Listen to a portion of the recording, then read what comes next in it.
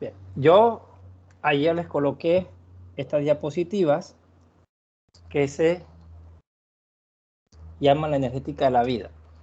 Entonces, en el libro de texto recomendado para ustedes es el Horton. Él tiene una pequeña sección en introducción al metabolismo que habla de bioenergética y tiene una sección al inicio del libro que también toca algunos aspectos. Entonces, ustedes dieron todo esto, lo dieron ya en Físico-Química 1 que dieron el semestre pasado. Entonces, la idea es solamente repasar algunas cositas rápidas y me gusta más que ponerme a verle fórmulas que usted lo vea en el contexto aplicado realmente de la bioquímica. Bien.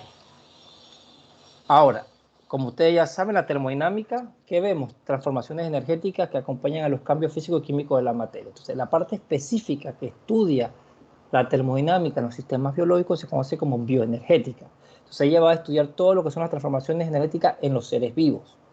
Entonces, los mismos conceptos que hemos visto en fisicoquímica, tú los puedes trasladar al concepto biológico. Tú hablamos igual de entalpía, que usted sabe que es el contenido total de calor, y hablamos de la entropía, que es el desorden. Y hablamos de la energía libre de Gibbs, que es la energía disponible para realizar un trabajo químico. Ahora, ustedes dieron el semestre pasado Bioquímica 1, y si yo le preguntara a ustedes, cuando usted ve un proceso biológico de los que vieron el semestre pasado, ¿qué proceso usted puede decir que hay una contribución entálpica?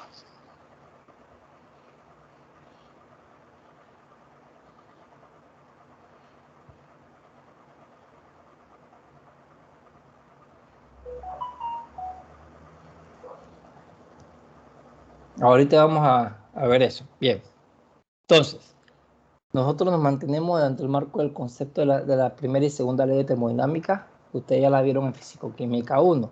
La primera ley que dice que la cantidad total de energía del universo es constante, o sea que la energía no se crea ni se destruye, solamente se transforma.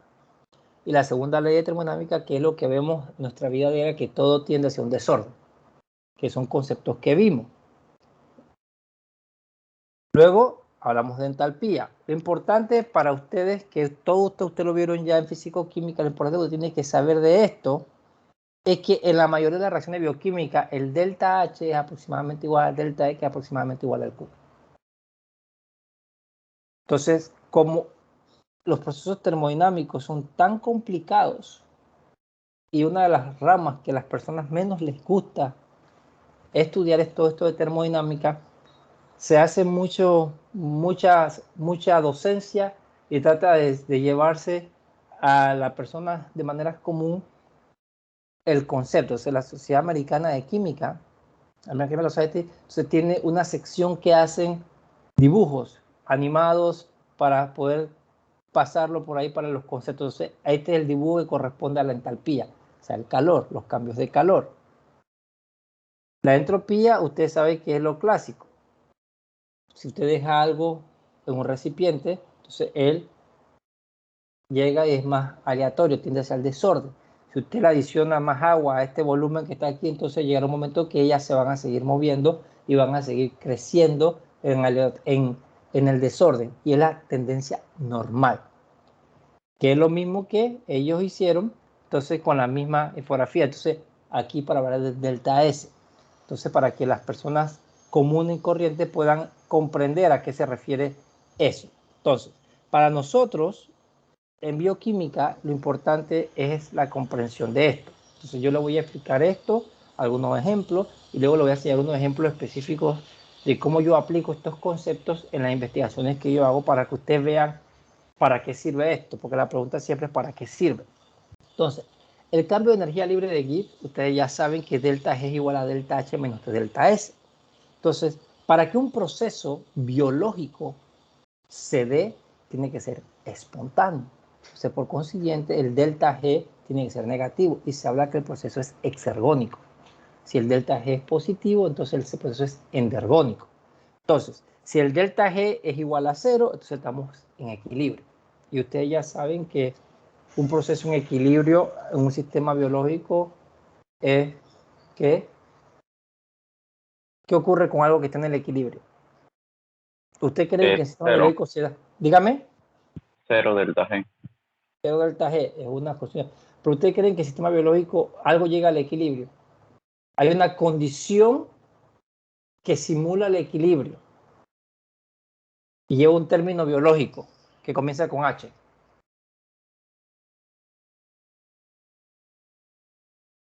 Homeostasis. Exactamente. Entonces, porque recuerde que aunque pareciera que tuviesen equilibrio, es un proceso dinámico.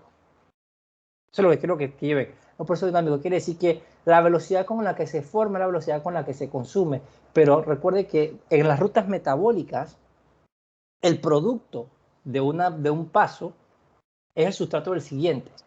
Entonces son cosas que vamos a ver más adelante. Entonces, usted en función de las contribuciones, cuando usted ve aquí delta H en un proceso biológico, por eso le traigo específicamente dos cosas que le voy a enseñar en esta diapositiva, que es el plegado de proteína y cómo se forma la doble hélice. El delta H son las contribuciones entálpicas. Entonces nosotros nos referimos en el contexto biológico a esas contribuciones a las interacciones débiles no covalentes. Las mismas clásicas que ustedes vieron, los puentes de hidrógeno, interacciones electrostáticas, fuerzas de Van der Waals, dispersión de London, todas esas son las contribuciones entálpicas. Y la entropía son todos los otros procesos. Entonces, ¿cómo se lleva a cabo eso? Entonces, para que un proceso biológicamente sea espontáneo, usualmente uno de los factores que más contribuye es el delta S. El incremento en el desorden global del proceso da el input necesario para que el delta G sea negativo y el proceso sea espontáneo. Porque aquí usted por lo menos puede, yo lo tengo en esta tablita. Si usted ve el delta H y usted ve el delta S en función de los valores que tiene, usted puede ver que eso va asociado con la temperatura. Pero yo estoy en un proceso biológico en el que tú tienes la misma temperatura, la misma presión. Entonces tú tienes que jugar con otros factores. Entonces, el cambio de energía libre de una reacción depende de qué, de las concentraciones de los reactivos y los productos. Entonces, para la reacción A más B, entonces, da producto C y D. Entonces, el delta G, que es el cambio de energía libre de Gibbs, es igual al delta G, o el cambio de energía libre de Gibbs en condiciones estándares, y con la coma que usted ve aquí, es en condiciones fisiológicas. Y eso se utiliza para poder diferenciarla de parámetros netamente físico-químicos. Entonces, igual, más RT logaritmo natural de los productos entre los reactivos. Entonces, el delta G es igual al delta G estándar en condiciones fisiológicas, y tú transformas esto con el factor más 2,303 RT logaritmo base de 10, y tú tienes entonces la otra forma en vez de logaritmo natural. Entonces, importante, se lo coloco aquí para que lo vean, porque usualmente, como ustedes lo vieron en físico-química, no lo ven en el contexto biológico. Entonces, aquí le dice claramente que, por convención, en bioquímica, el cambio de energía estándar de una reacción se simboliza con esto que está aquí, para distinguirlo de su parámetro netamente físico-químico. Si una reacción no incluye agua, ni protones, ni especies no ionizables, ni especies ionizables, entonces el delta G, condiciones estándar condiciones fisiológicas, es igual al delta G estándar. Entonces, cuando usted va a ver las ecuaciones en los sistemas biológicos, nosotros lo vamos a ver a lo largo del curso, se utiliza para hacer referencia de procesos, para que ustedes sepan qué está ocurriendo, pero el que realmente dice si el proceso es espontáneo o no es este. Entonces, aquí, el cambio de energía libre de Gibbs bajo condiciones estándares, es característico de cada reacción. Y el delta G depende de las condiciones particulares de las concentraciones, y puede tener diferentes valores para una misma reacción. Porque eso va a estar asociado con las concentraciones. En los procesos metabólicos, tú puedes incrementar o disminuir un metabolito en función de cómo tú bloqueas la ruta metabólica, y eso afecta por completo la termodinámica. Bien, entonces, el delta G es igual a delta G en condiciones estándar y condiciones fisiológicas, pero si está en equilibrio con lo que estamos conversando, el delta G es igual a 0. Por consiguiente, el delta G en condiciones estándar y fisiológicas es igual a esto que está aquí. Y usted puede entonces desarrollarlo. Si está en un equilibrio, entonces esto es lo que usted utiliza. Y recuerde que la constante de equilibrio tiene que ver con la concentración molar de los componentes en el equilibrio bajo condiciones estándar. Entonces, para realizar problemas, yo voy a hacer con ustedes unos problemas las próximas semanas. Pues siempre me pongo a hacer un taller con ustedes de problemas para que lo vean. Y ahí vamos a ver algunas cosas como esta, cómo se calcula algunas cosas, para más que nada refrescar. Entonces, en el contexto de nosotros, usted ya sabe que la delta G es el proceso sumatorio. Si yo tengo la reacción 1, tengo el delta G1, tengo la reacción 2. Aquí usted ve que es glucosa más fosfato, me da glucosa 6 fosfato. Entonces, este proceso requiere energía, este libera energía, la hidrólisis de ATP. Entonces, para que este proceso se dé, tú requieres un input de energía. Entonces, tú tienes que ver lo que estas son dos reacciones que están acopladas. Nosotros veremos, cuando vemos glucólisis, que lo que realmente reconoce la enzima es un complejo, el complejo ATP más magnesio. Y lo hace específicamente porque el magnesio, que es un catión divalente, lo que está haciendo es estabilizando las cargas negativas del ATP, facilitando un ataque nucleofílico. Y por ende, hay lo que se llama como el ajuste inducido de la enzima, y la enzima arropa al complejo ATP magnesio para excluir al agua, para evitar que el fosfato sea transferido al agua y se pierda la energía. Entonces, todas son cosas que veremos un poquito más en detalle, pero para que usted vea que no solamente es la reacción, sino todos los que están involucrados. Entonces, al final, el delta G3 es la sumatoria de los dos procesos. Entonces, ustedes vieron esto el semestre pasado. Cuando tú ves un proceso que está catalizado por una enzima, ¿cómo las enzimas aceleran la velocidad de una reacción? Disminuyendo la energía de activación. Muy bien. ¿Quién me contestó? Llevar a Carlos. Exactamente. ¿Y cómo lo hace la enzima?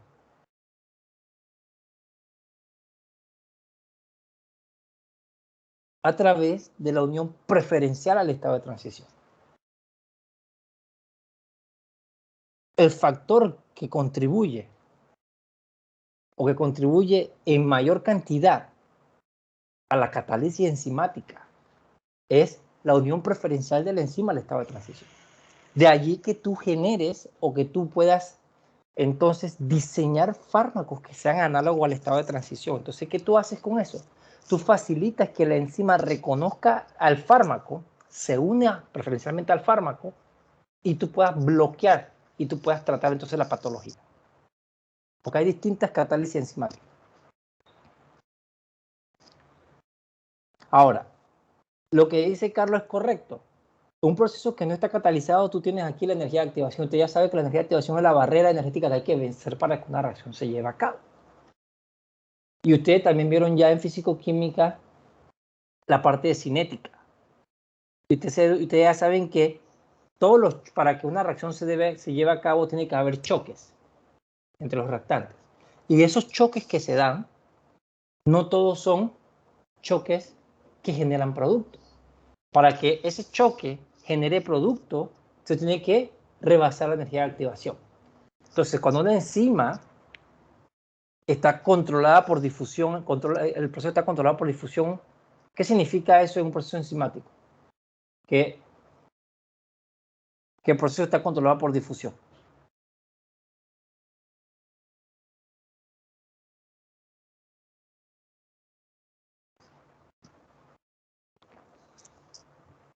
Que cada vez que la enzima encuentra el sustrato, lo va a transformar en producto.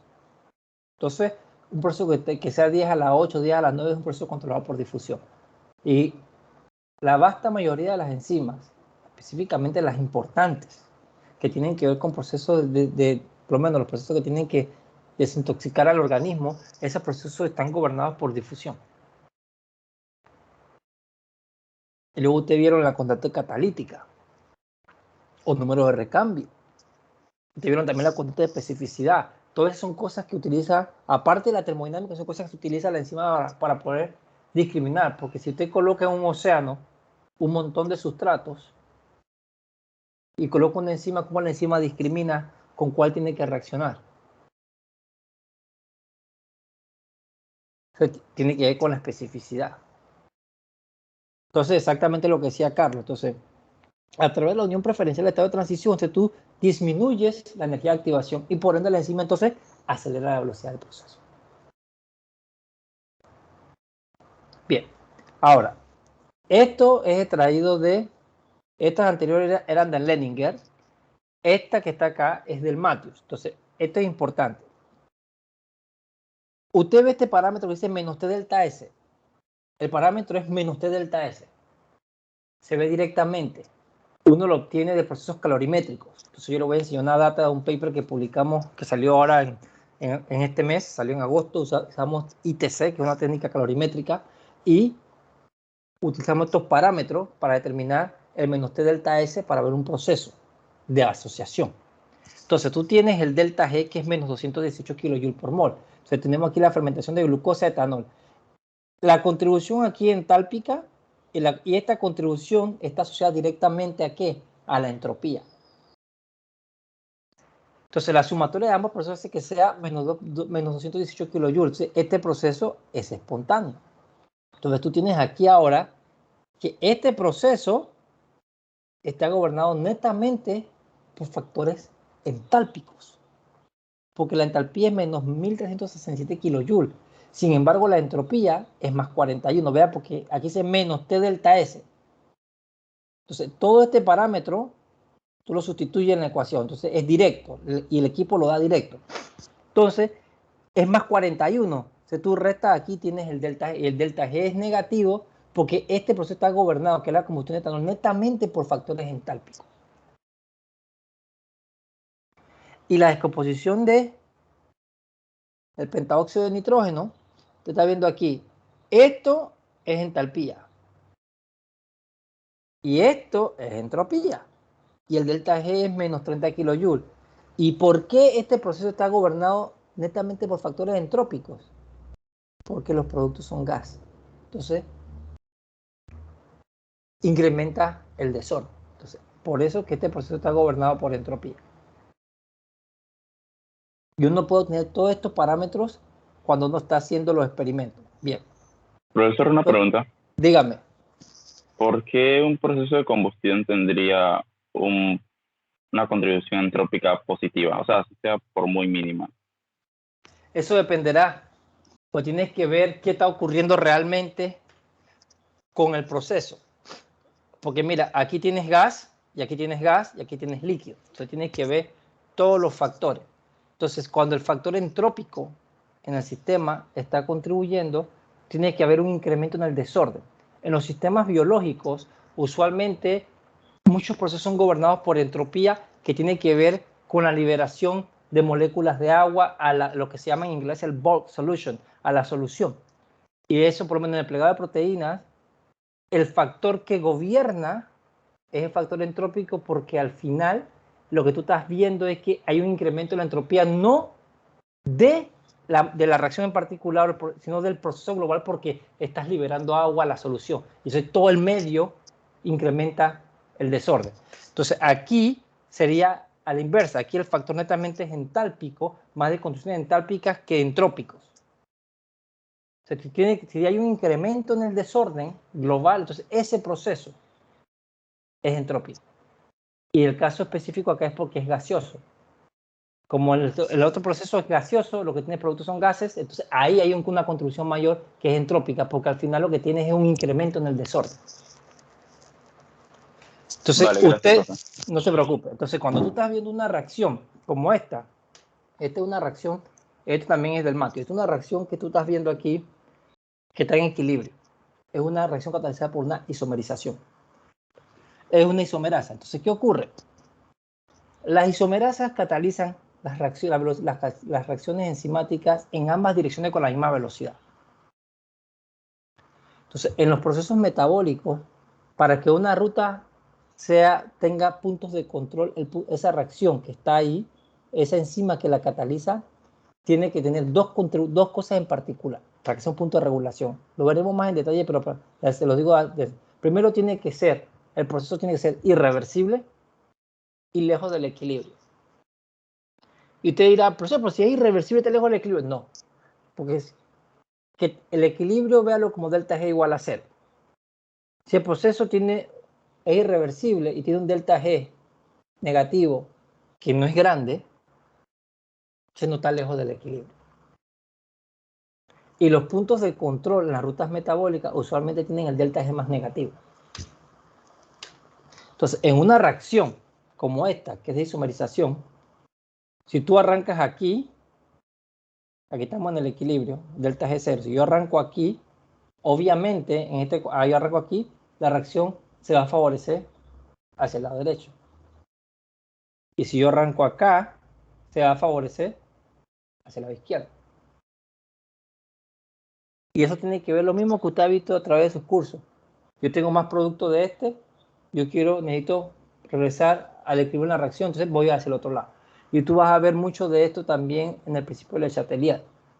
Y lo vamos a ver por lo menos en la glucólisis, se lo voy a explicar. Y le voy a explicar cómo tú puedes entonces utilizar en medicina solución de Ringer para un paciente que está acostado para que pueda generar glucosa.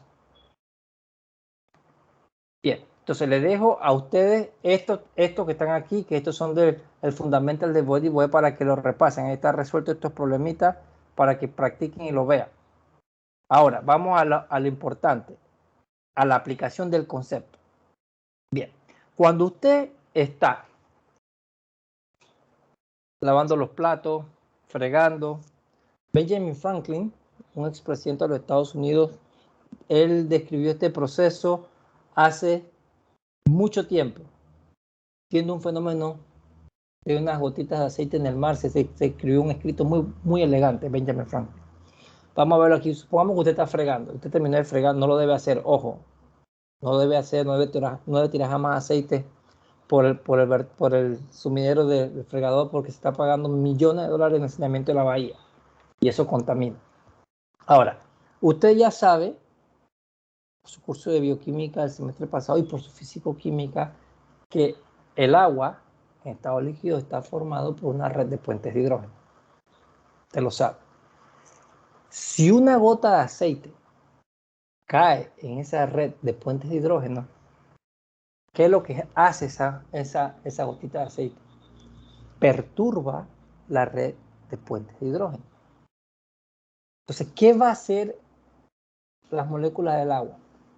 Ellas van a tratar nuevamente de estar cómodas y felices. Entonces, ellas se van a acomodar de tal manera que puedan maximizar la interacción con esa gotita de aceite. Entonces, ellas van a comenzar a formarse a lo largo de la gotita de aceite. Y recuerde que la gotita de aceite tiene una cabeza hidrofílica y una cadena hidrocarbonada. Se van a tratar de acomodarse para maximizar los puentes de hidrógeno. Se asume que caen dos gotitas más, se vuelve a perturbar el medio. Entonces, esto vuelve a ser lo mismo. Se vuelven a colocar alrededor de la gotita de aceite para tratar de solvatar esas gotitas de aceite y generar estabilidad. Entonces, llega un proceso normal en que usted ve las gotitas de aceite y es como si si tuvieran una fuerza de atracción y ve que se unen. Las tres gotitas hacen una gota más grande. Al unirse esas tres gotitas, lo que están haciendo realmente es que todas las moléculas de agua que estaban aquí, tratando de solvatar estas gotitas de aceite, son arrojadas al medio y se perturba toda la red de puentes de hidrógeno. Y ese proceso es favorecido entrópicamente porque incrementa el desorden global del proceso y hace que este proceso que se unan las tres gotitas de aceite sea espontáneo o exergónico. Entonces al final tú sigues haciendo exactamente lo mismo y es la manera en la que tú generas la micela. Entonces, ¿qué haces con la micela?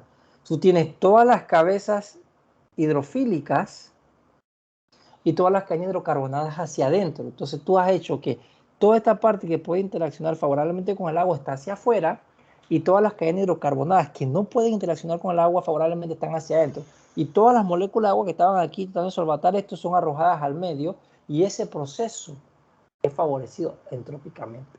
Y eso es lo que gobierna el proceso de plegado de proteínas y hace que el plegado de proteínas sea espontáneo. Cuando las proteínas son recién sintetizadas, ellas están abiertas y las moléculas de agua tratan de solvatar todos los aminoácidos. Y los aminoácidos hidrofóbicos se sepultan en el interior de las proteínas de manera natural, que fue lo que yo les puse en la siguiente diapositiva, que es el plegado de proteínas. Entonces tú consideras varias cosas. La entropía conformacional, o sea, esa se opone al plegado de proteínas, porque es mucho más fácil o mucho más, termodinámicamente hablando, mucho más estable que la proteína esté desdoblada, porque no la estás ordenando. Entonces, lo que contribuye a que el plegado de proteínas sea espontáneo es el efecto hidrofóbico. Este es el que contribuye de mayor manera. Y tú tienes el delta H, que el delta H son las interacciones débiles no covalentes, son las carga-carga, los puentes hidrógenos, interacciones de Van der Waals hidrofóbicas y demás. Entonces, ¿qué ocurre? La proteína, de manera natural, está abierta. Las moléculas de agua tratan de solvatarlo y forman una caja ordenada de baja entropía alrededor de la proteína. Y cuando se sepulta de manera natural los residuos hidrofóbicos en el interior de la proteína y salen o se exponen hacia el solvente, aquellos que tienen la capacidad de formar puentes de hidrógeno o pueden interaccionar favorablemente con las moléculas del agua, como los que están con carga, ese proceso arroja todas las moléculas de agua hacia la solución. Y lo que hace es que incrementa la entropía global del proceso y hace que el delta G sea negativo y el proceso sea favorable. Entonces, es exactamente lo que le estoy explicando, está aquí. Usted ve aquí que en rojo está todos los residuos de aminoácidos que son de carácter hidrofóbico y en verde todos los que son hidrofílicos. Y aunque estén cercanos en la secuencia, están más lejos en el espacio.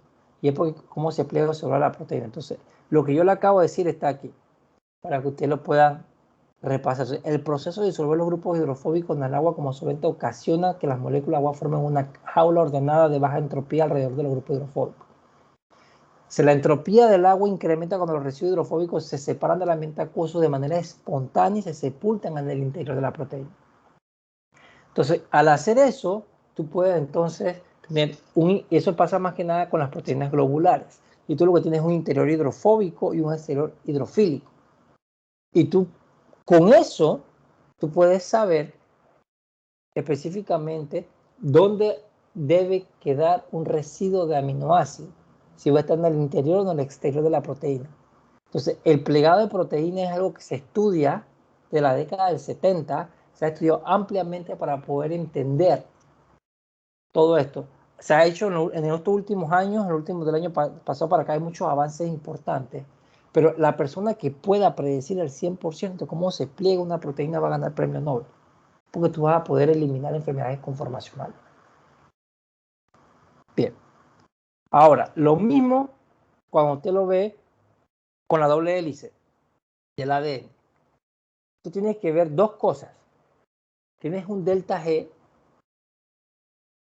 que puede ser favorable o desfavorable. Entonces tú tienes en el ADN las interacciones hidrofóbicas, el apilamiento de bases, la repulsión entre los grupos fosfatos y los puentes de hidrógeno de la base nitrogenada. Los puentes de hidrógeno de la base nitrogenada cuando se hace el apareamiento de tipo Watson y Crick, y también tiene los puentes de hidrógeno vertical y tiene el apilamiento de base. Y todas esas cargas negativas de los grupos fosfatos son estabilizadas por cationes divalentes solamente magnesio. Entonces, para que se forme la doble hélice, ¿qué tiene que ocurrir? Todos los factores que contribuyen a la estabilización del ADN tienen que ser mayores que todos los factores que se estabilizan a la doble hélice. Si todos los factores, los puentes de hidrógeno, los cationes divalentes, el apilamiento de base, todo eso tiene un delta G negativo, la sumatoria de todo eso, y se favorece el proceso, a doble hélice se forma de manera espontánea. Si no hay suficiente contra iones para poder neutralizar esas cargas negativas a los grupos fosfatos, eso incrementa entonces la repulsión. Al incrementar la repulsión se estabiliza a doble hélice y no se forma. Es siempre sencillo como eso. Entonces, los factores que estabilizan la doble hélice, interacción hidrofóbica, apilamiento de base, entonces iónica y los puentes, todo eso sumado tiene un delta G negativo, entonces se forma la doble hélice. Si estos que están aquí, la sumatoria de ellos no es mayor que la sumatoria de los procesos que se oponen a que se formen, entonces la doble hélice no se forma. Y esa es la belleza de la naturaleza, que tú compensas en los procesos. Entonces, tú tienes el apilamiento de bases y tienes los puentes de hidrógeno de las bases nitrogenadas. Y cuando se forma la doble hélice, ella sepulta en el interior de la doble hélice las bases nitrogenadas. Y lo que hace es que las excluye del agua. Entonces, hace mucho más estable. Porque tú estás haciendo que haya interacciones hidrofóbicas en el interior de la doble hélice. Entonces, tú pones hacia el extremo las cargas negativas de los grupos fosfato. Entonces, facilita que los cationes divalentes puedan estabilizar esas cargas negativas y, por ende, minimiza la repulsión electrostática. Y luego tiene los puentes de hidrógeno tipo Watson y Crick y tú fortaleces la base. Entonces, toda esa sumatoria de todas esas contribuciones hace que sea esta la doble hélice y por ende forma la estructura que tú sabes como los surco mayor, surco menor y le da a la doble hélice del ADN también su carácter biológico o su función biológica.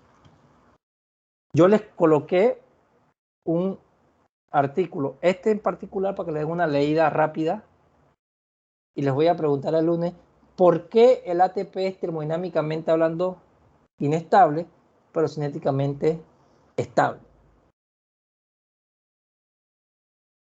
Tiene que ver con varios factores. Tiene que ver con la transición por resonancia, la hidratación, la repulsión electrostática y varias contribuciones, para que le den una lectura rápida. Así que ustedes lo leen rapidito y eso le va a hablar de esto y esto que está aquí. Entonces, hay algo que vamos a ver a lo largo del curso que se llama el potencial de transferencia de grupo. Entonces, usualmente tú ves, vamos a verlo en la glucólisis, te dirá, en la glucólisis, ¿por qué la célula hace todo ese trabajo de transformar una molécula a la otra? Porque lo que hace es incrementar el potencial de transferencia de grupo fosfato. Y tú lo que haces con eso es adecuar a través de la bioorgánica, facilitar la transferencia a un grupo. En la glucólisis en particular es tratar de incrementar el potencial de transferencia de grupo fosfato para facilitar que se dé la formación de ATP. O sea, que tú vengas un grupo fosfato de una molécula, sea transferida a un ADP y tú tengas lo que se llama la fosforilación a nivel de sustrato. Bien, vamos a esto porque es una cuestión de tiempo, me quedan 5 minutos.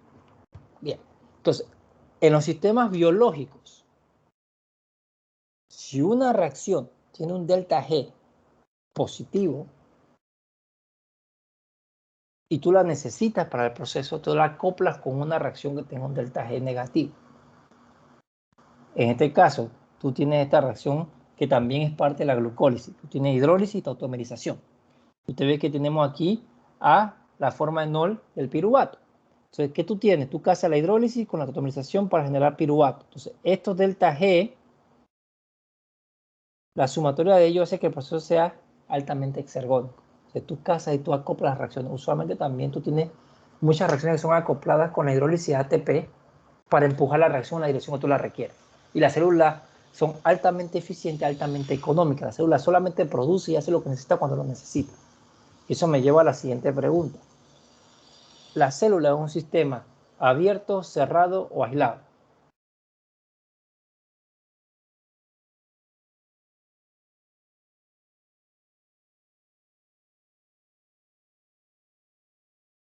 Yo digo que cerrado, porque puede intercambiar energía, pero no materia. O sea, más No, Mateo. ¿Seguro? bastante, digo yo. ¿Alguien más?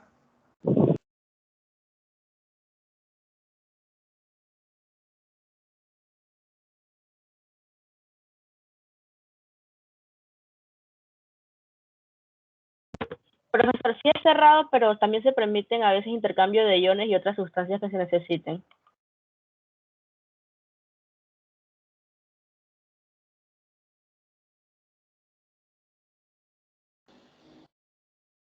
Bien. Vamos a dejarlo para que para que la idea madura ahí.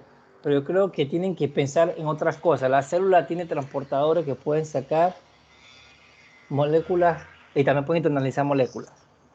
Así que verifiquen bien el concepto de aislado, cerrado y abierto en un sistema celular.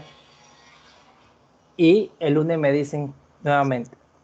Es súper importante que tengan eso claro.